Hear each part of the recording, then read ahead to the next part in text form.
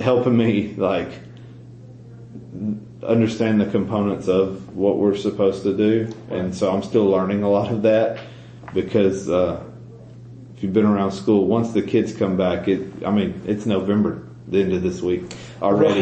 You know what I mean? So it's like, golly, it's already November. Yeah. You know what I mean? Time's just flying by very quickly. So, yeah. But yeah, they've been very supportive and helpful. Okay. And I feel very comfortable calling them and asking them. We also have another lady that has joined in to help them and stuff. So I feel like I can call them whenever I need to and ask them questions and all that. So. Fantastic. All right, so the context of this question will be different for you, of course, but what challenges have you faced so far in getting the charter up and running or just in the operation side? I think the biggest challenge I've faced is that transition from one. I think it started under the previous, and then he left. And so I'm kind of like, okay, where are we? You know what I mean? What all's been done, and so a lot of, with one transitioning out and a new one coming in, what I've learned is that my campus as a whole, I need to inform them more of processes and where we are and stuff like that.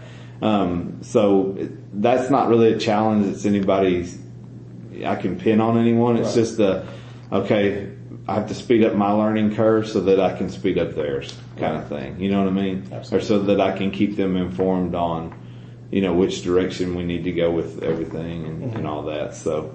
Okay. And are there any ways in which TEA has supported your charter activities?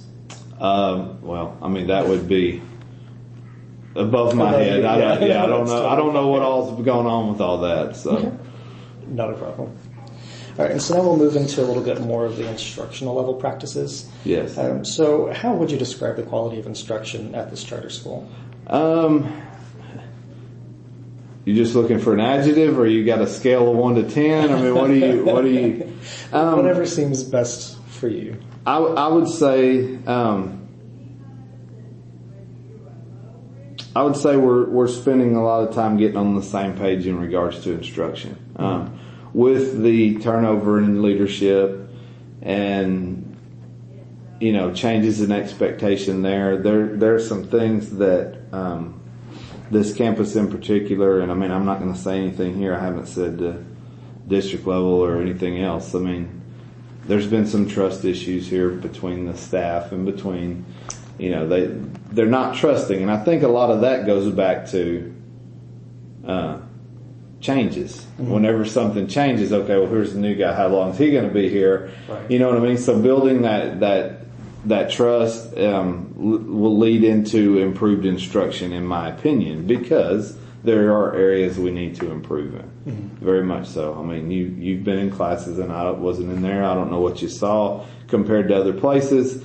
But I do know there are some areas in which we could improve. Classroom management is one. I think a lot of our teachers struggle managing some of our students, which I know the questions regards to instruction, but that directly affects it. If you're having trouble,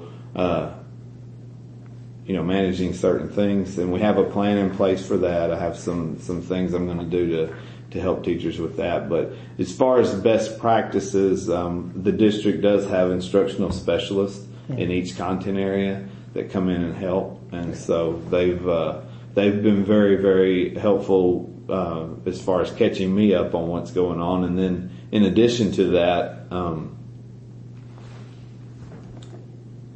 just being on the same page with me on where we want to head with things. Right, absolutely. And so I would describe it as a work in progress. A work in progress. There you go. More than fine. And I think that feeds in, I think you've started to answer the follow-up here, which is which methods for providing the highest quality of instruction are you finding to be effective? I know you mentioned there being the instructional coaches for each content area.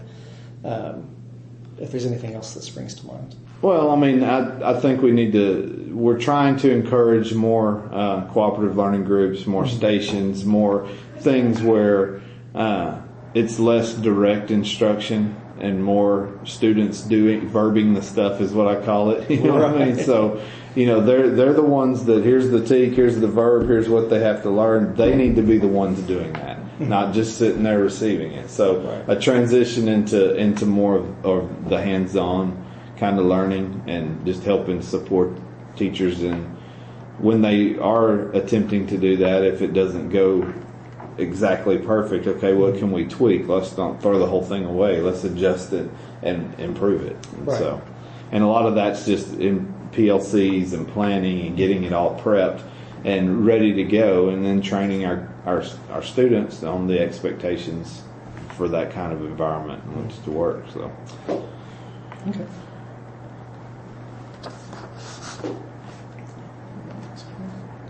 All right, so is there a set curriculum for math and ELA or reading and English? Yes, there is. Okay.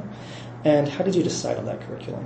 It's district level. District level. Yeah, all three middle schools use the same curriculum in regards to that, because we use Teach Resource. That's our curriculum. Okay, from Teach Resource. And are teachers able to modify or make any adaptations to aspects of the curriculum? Kind of my approach on that is the curriculum is non-negotiable because the TEKs are, you know what I mean? And so, but your instruction is more, we're going to plan that together. Since I'm trying to move to common lessons and things, because we have common assessments, so, excuse me, but we don't necessarily, in the past, they haven't had common lessons. And my thought is all of our kids are going, no matter who their teacher is here, are going to one high school. And so they need to be exposed to the same content for sure. Which, and then if we can, I kind of look at, we still, of course, answer to STAR and all that. And I kind of look at that thing as a big mountain. And I'd rather climb it with some friends than climb it by myself for sure. Yeah. And kind of learned that in my last district when we had to fix some things. And so just getting them to collaborate in PLCs and start to plan lessons that are common. And then, because my thing is, I don't want robots, but at the same time, if we were given the same lesson, our deliveries would be different. There are components of that would be different because we're different people. Our personalities are going to show through in that. Right. So, I don't even remember the question. That's talking. fine. I forgot the question. Any modifications or adaptations to the curriculum? But it sounds like maybe delivery a little bit can be up to the instructor, but for the most part, it's pretty straightforward. Here's the teak, and then all this in blue is the specificity. So it says included but not limited to. You better include it. So sounds good. And is there anything that you find particularly effective about this curriculum?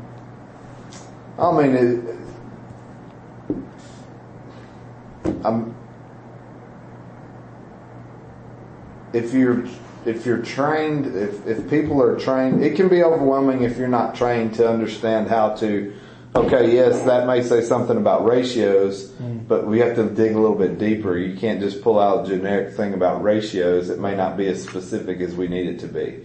You know what I mean? So just get people to understand this is your lane, this is what you're responsible for teaching this year, because next year they're going to see it this way. Right. And last year they saw it this way. So this is prepared them for this, you're preparing them for that, and just getting everybody to understand that we each have a role in that bigger kind of picture. I don't have an issue with the curriculum we use because it's all, based on the essential knowledge and skills. So. Right.